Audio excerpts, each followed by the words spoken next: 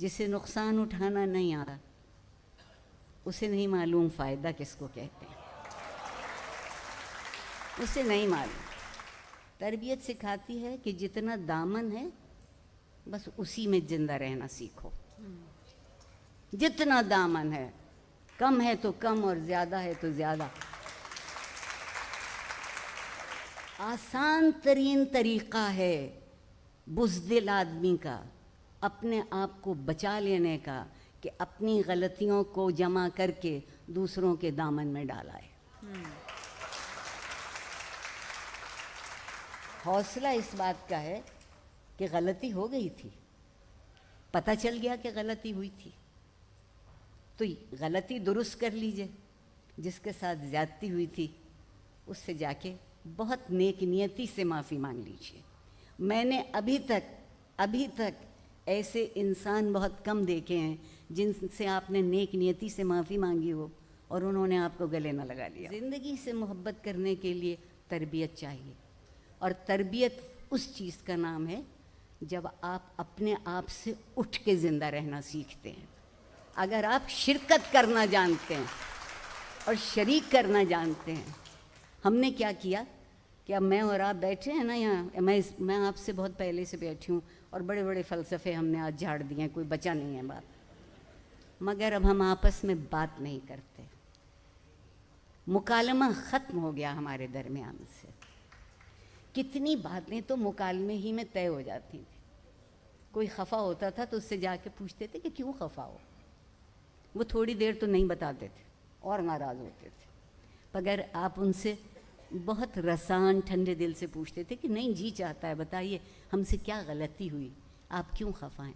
और अगर आपको अपनी गलती पता चल जाती, दुरुस्ती उसी दिन शुरू हो जाती है जिस दिन आप अपनी गलती को तस्लीम कर लेते हैं,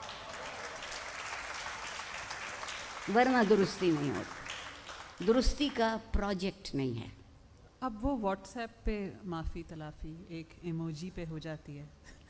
आने जाने की सहूलत हो गई। और मैं लॉर्ड मैकॉले की बहुत ममनून हूँ।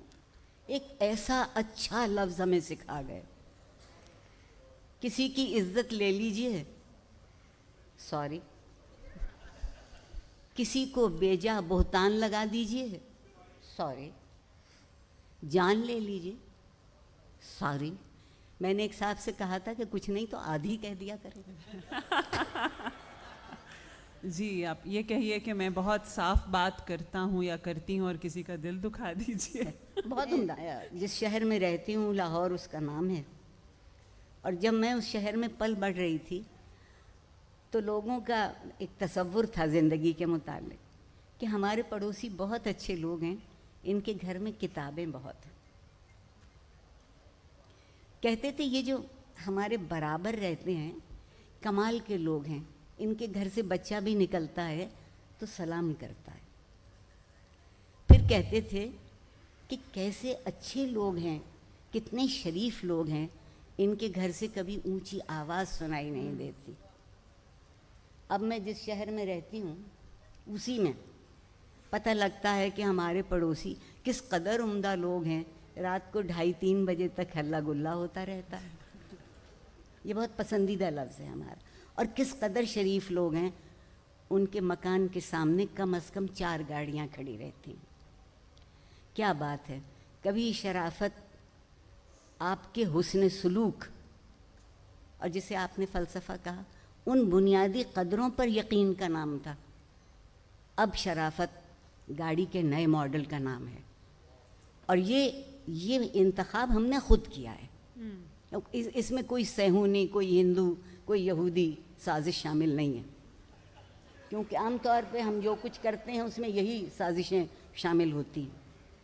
आप सोचिए कि हम खुद को कहाँ ले आए। हम अनमोल लोग टकों टकों के दाम बिकने लगे। हम अनमोल लोग।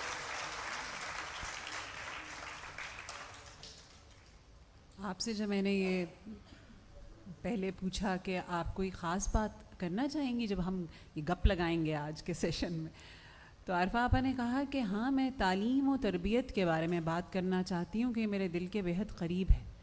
तालीम को सुनकर तो सवाए डिग्री के और वो जाली डिग्री के और तो कुछ भी जहन में नहीं आता। बहुत अच्छा किया, मुझे रुस्वा करने को यही सवाल काफ़ी है। तालीम, मैं बहुत संजीदगी से बात कह रही हूँ जितनी मेरी समझ में आता है। तालीम मेरे ख्याल में रास्ता है। हम तालीम को मंजिल समझते हैं।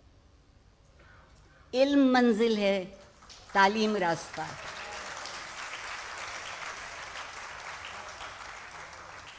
और उस रास्ते को जो चीज़ रोशन करती है, आपको ठोकर लगने से बचा लेती है, आपको बने बनाए मेयार से इधर उधर होने से महफूज कर लेती है, वो चीज़ तरबियत है। अब जब तक मैं पढ़ती थी स्कूल में भी कॉलेज में भी, तो ये लफ्ज़ इस्तेमाल होता था तालीम व तरबियत। अल्हम्दुलिल्लाह हम चूँकि अब बहुत से मामलों में ख़ुद मुख्तार हुए हैं, जैसे आबादी के मामले में ख़ुद मुख्तार हो गए, फिर अब ताज़ा तरीन हम इंसाफ के मामले में ख़ुद मुख्तार हुए हैं। अब हमें कोई इंसाफ की ज़रूरत नहीं रही, मुस्तनद है मेरा फरमाया हुआ, मीर के शेर को हमने दिल पे लिख लिया।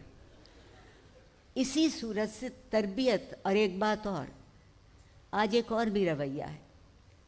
वालिदैन कहते हैं कि तरबियत भी हम करें और 20,000 फीस वो लें महीने भर की, तो वो क्या करते हैं?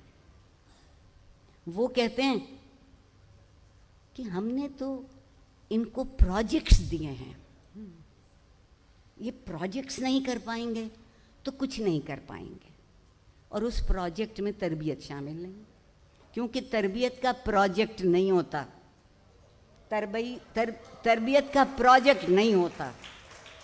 तरबियत एक ऐसा खामोश अमल होती है जो आपकी रगों में खून की तरह दौड़ता है। एक दफ़ा आपका खून आपकी रगों में दौड़ने लगे तो फिर आपको कोई मुर्दा नहीं कर सकता। लोगों से सिर्फ एक बात कहना चाहते हैं कि खुदा के लिए खुश रहना सीख लीजिए। खुश रखें भी। खुदा के लिए खुश रहना सीख लीजिए।